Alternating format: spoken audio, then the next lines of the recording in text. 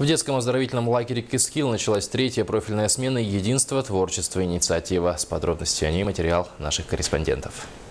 Название смены «Единство, творчество, инициатива» говорит само за себя. Вожатые лагеря приготовили для детей интересную программу. Например, их будут учить азам ораторского искусства, а также приоткроют тайны профессии журналиста. Будут проведены мастер-классы выездные, ребята примут участие в этих мероприятиях. А вообще программа данной смены достаточно разнообразна, включает все направления деятельности единого детского движения. Этот лагерь у нас является ведомственным лагерем, стоит на балансе Республиканского центра развития дополнительного образования и детского движения. Данную смену пригласили мы на открытие наших партнеров социальных. Это Министерство по делам молодежи и семейной политики и Союз детских общественных объединений. В рамках данной смены школьники примут участие в готовящемся втором международном музыкальном конгрессе.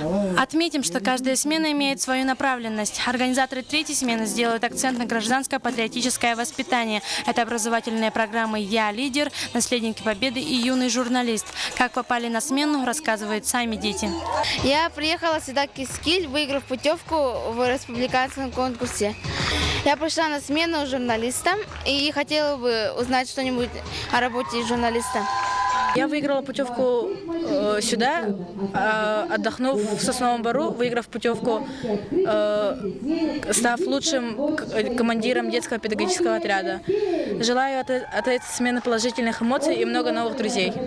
Аэлита Никулина, Иван Семенов, НВК «Саха», Якутск.